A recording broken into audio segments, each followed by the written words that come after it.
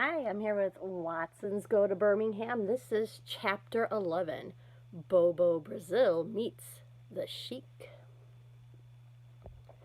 The next time I woke up, it was just starting to get light, and somehow I was in the front seat and Mama was in the back. When my eyes got used to where they were, I saw Dad holding the steering wheel with one hand and resting his other one on the mirror outside the car.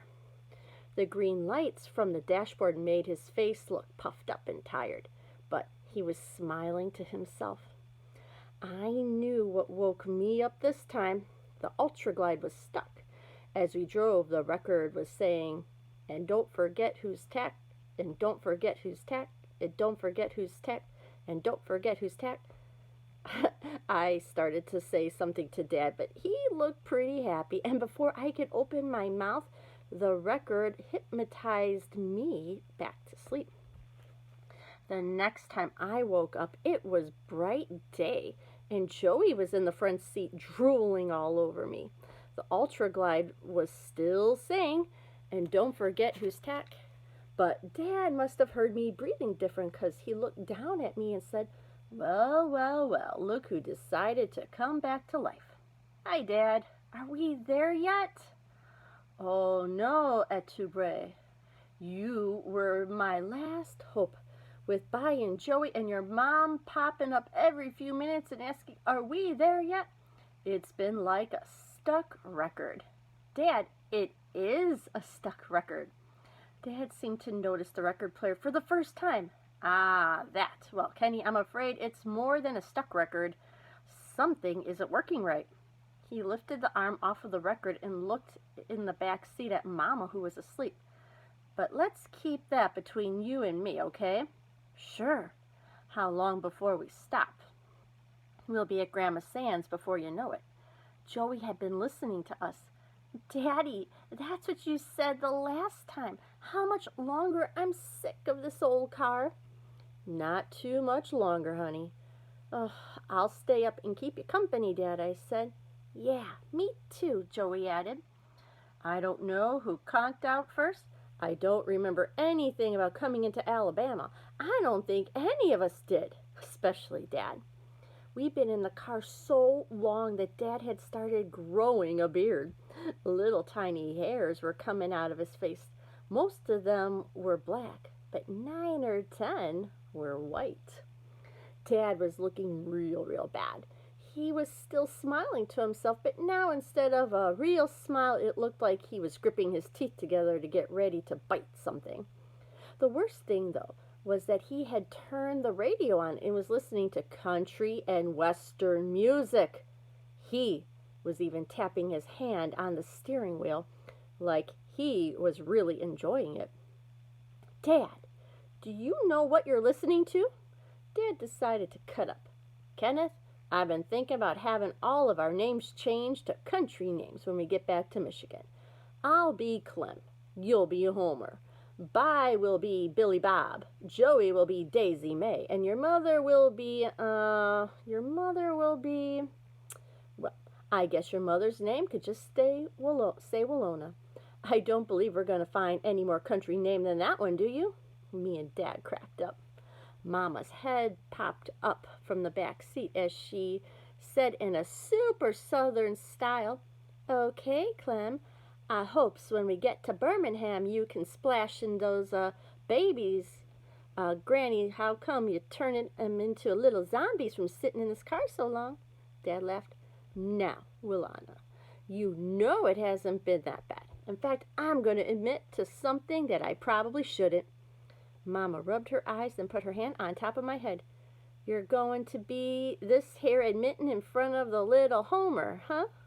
Everybody started waking up and stretching and scratching. Mom kept teasing Dad. "And what about some vittles, Clem? Sun been up for hours and you ain't even been out to check on those trap lines to see if we're going to have some coon pie for breakfast."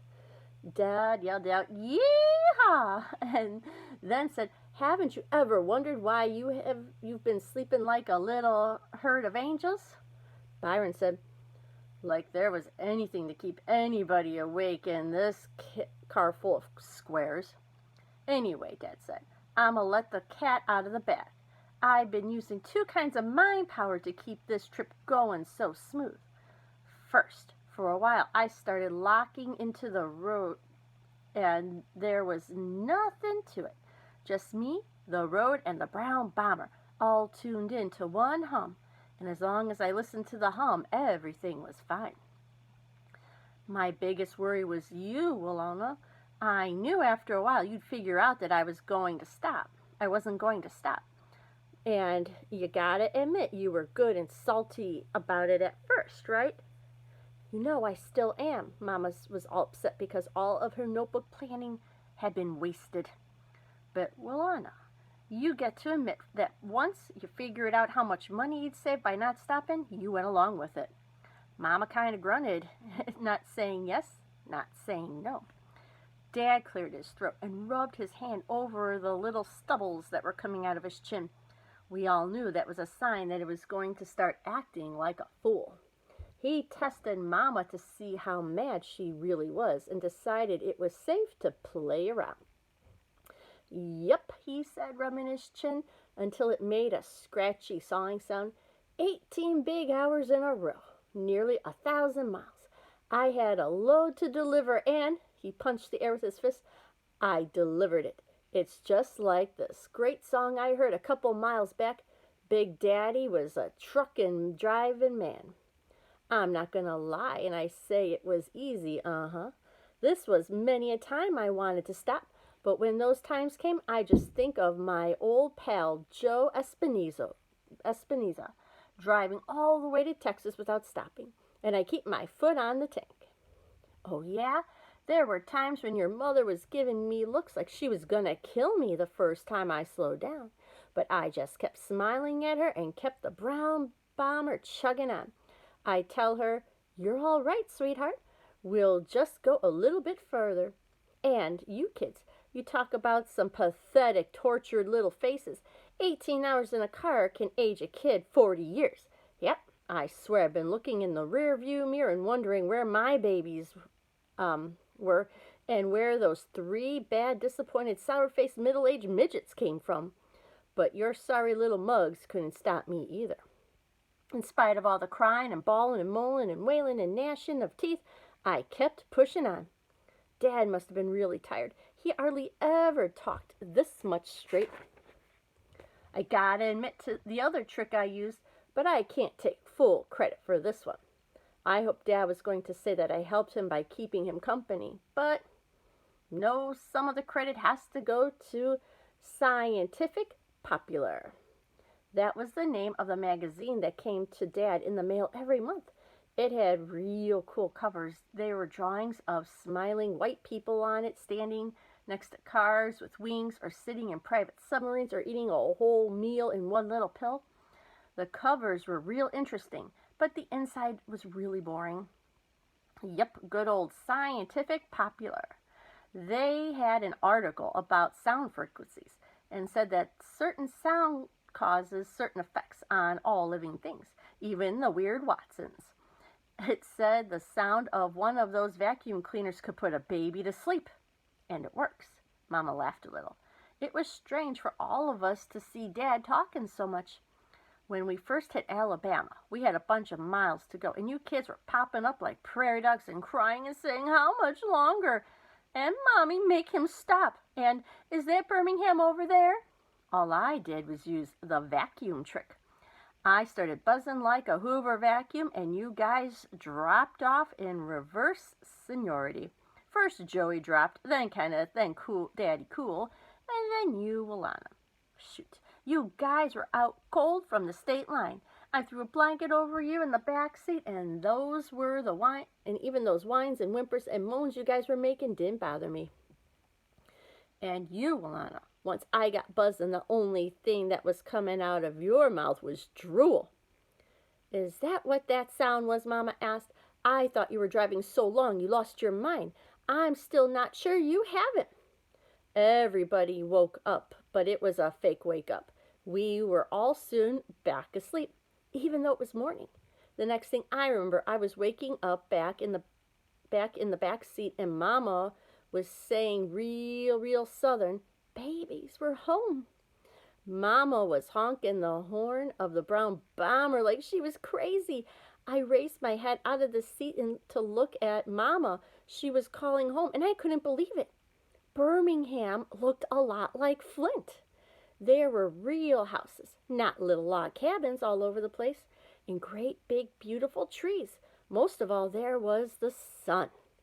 Me, Joetta, Byron unfolded ourselves from the Alabama heat, and it was like we all remembered at once that we were going to finally see Grandma Sands, what Grandma Sands really looked like. We all bunched up together by Mama's door, but she didn't get out. She was still honking the horn like a nut. Oh, we had to cover our ears. Dad said, "Nothing's changed." The door of a rectangular little old house opened.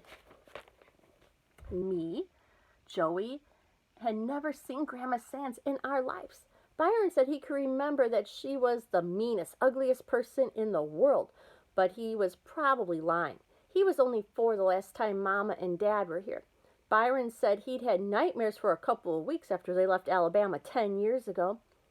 All the weird Watsons had real good imaginations, but none of us were ready for what came out of the door of that house. I was expecting a troll. I thought Grandma Sands would be bigger than Dad. I thought she'd be foaming at the mouth like she had rabies. I remember a couple of years ago how Mama had cried and cried when someone called from Alabama and told us Grandma Sands had a little stroke. So I knew she walked with a cane now. I had imagined the cane would be the size of a tree trunk, with crows and owls and lizards living in it. When came out was a teeny, weeny, old woman that looked just like Mama would if someone shrank her down 5 sizes and sucked all the juices out of her. Grandma Sands waved a skinny stick in the air and said, "What are you all doing here today? You ain't supposed to be here till Monday." Man, if you think Mama could talk Southern style, you should hear Grandma Sands. Mama was blubbering and smelling and covering her mouth with both hands and ran right up to the porch and nearly broke the little old woman in half.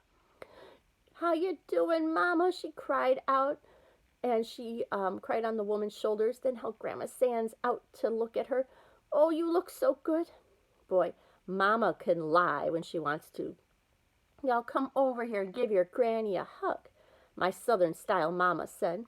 Me and Joey and Byron shuffled over in a little crowd, and when we got through pushing each other forward, I was at the front and had to go on the porch to hug Grandma Sands first. I tried to be real careful with her. She was just a little taller than me and skinnier than anything I'd ever seen alive. I could see her brown scalp right through her curly silver hair. Grandma Sands squeezed me hard and cried all over me. She wiped a bunch of tears away with a twisted up hand and blinked a couple of times before she looked at me. She was so short she didn't even have to look down. She tried to say something, but she couldn't talk. She just stuck out her bottom lip out some and nodded her head up and down a couple of times and pulled me back to her and squeezed me like crazy. Mama slapped the back of my head and said, "Kenneth Bernard Watson, you bet quit acting so silly and give your grandmother a good hug." I squeezed her a little. A smell like baby powder came out of her when I did. I really think I could feel her lungs when I touched her back. I don't know what got Joey started, but she was off to the races with her tears. She was the only one who'd practiced what she'd say to Grandma Sands. She sniffed a couple times and said, "Hi, Grandma Sands. It's a real pleasure to meet you." And you could only half understand what she was saying. She was blubbering so much. Grandma Sands matched Joey's tear for tear. They squeezed each other for a while. Then Grandma Sands got her little squeaky voice back and said to Mama, "Lord, Lona, if this child ain't you, look at this baby, just as pretty and sweet as you." Mama and Joey grinned like 2 nuts. Byron was next. This was what I dreamed about. These were the 2 meanest, most evil people I'd ever know, and I knew only one of them was going to come out of this alive. There was going to be a battle, something like Godzilla meets King Kong, or Frankenstein met Dracula, or like when the champion wrestler Bobo Brazil meets the Sheik. I'd imagine that a week or two after we got back to Flint, we'd get a phone call from Alabama with the winner of the biggest battle on the other end. If it was Byron, he'd talk kind of cool and low out of the corner of his mouth, say, "Shoot, man, you better come and get this old chick. I ate her alive." If Grandma Sands won the battle, we'd have to hold the phone away from our ears while she shouted, "Lona, you call this a bad child? This little saint is ready to come back north and go to Sunday school and scrub y'all floors." But as soon as I saw Grandma Sands, I knew that Byron would destroy this poor old woman. I was even afraid Mama might decide not to leave him in Alabama. Byron walked up the porch real cool and kind of bent over to give Grandma Sands a hug. Grandma Sands squeezed him hard. "Lona, what'd you teach these babies up north? Don't they know how to give no one a proper hug?" She held Byron by the arms and looked at him from top to bottom. "You grew up to be a fine-looking boy. You was so puny when you were born, you nearly worried us crazy. Got strong, too." She slapped Byron's arm, and he kind of laughed. Grandma Sands reached up and ran her wrinkly old fingers over Byron's head. "A little short on the hair, but we're gonna get on just fine. What do you think, By?" "Yes, ma'am." "Good, good. See, there's lots of things you can do down here. Mr. Robert ain't as much help as he used to be, so all the things he used to do, you can do now." Mama said, "Who? Mr. Who?" Dad came up on the porch and got a ton of hugs and tears, too. Then Grandma Sands pulled everybody together. Her little arms could only get around one person at a time, but as the Weird Watson stood there with some of us laughing, some of us crying, and some of us looking cool, it felt like we were all wrapped up in a big ball. Grandma Sands kept saying, "My family, my beautiful, beautiful family," except with a Southern-style accent. We were all weeping, and it sounded like we were saying "fambly." Finally, the crowd started breaking up, and Grandma Sands said, "Now, what am I gonna feed y'all? I wasn't expecting you till Monday. Me and Mr. Roberts usually just have leftovers on Sunday, but I guess if Bi'll go down to Job's and pick up some things, we can have chicken tonight. You good at following directions, Byron?" "Huh?" By's face twisted up. "What?" Grandma's voice popped out like one of those big brown grocery bags snapped open. By looked surprised and said, "I meant, ma'am, you good at following directions? Job is a good little walk." I said, "I can follow directions really good, Grandma Sands. He's not as dumb as he looks." I shut up real quick, and I wished I hadn't said anything when Grandma Sands looked at me and said, "Lona, maybe there's two who should be spending the summer down here with their granny." Everybody started going inside the ugly little house. Mama sounded worried. "Mama, who is this Mr. Robert?" Grandma Sands laughed, just like the Wicked Witch of the West, and said, "Honey, we got to talk. You just be patient, and soon he gets up. I want you all to meet him." "Soon he gets up?" "Aw, Mama."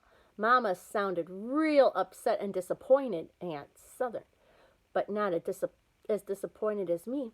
The way Byron kept his head down and was smiling and saying, "Yes, ma'am," and this and "No, ma'am," that, looked like he had surrendered before the first punch was thrown. Instead of King Kong and Godzilla, it was more like King Kong and Bambi. Instead of Bobo Brazil and the Sheik, it was more like Bobo Brazil and Captain Kangaroo. Instead of Dracula versus Frankenstein, it was Dracula versus the giraffe. And Byron was all neck. He knew exactly what I was thinking. After Grandma Sands gave us directions, Byron looked at me sideways and said, "What the hell you staring at?" I just shook my head. "What you expect?" I asked. "You seen her. That bird's as old as dirt. She's so old, I bet she used to step over dinosaur turds. I ain't gonna have her death on my hands." I knew that was a lie. It seemed like all of the fight was out of Byron, and we'd only been in Birmingham for a couple of minutes. And that is the end of our chapter.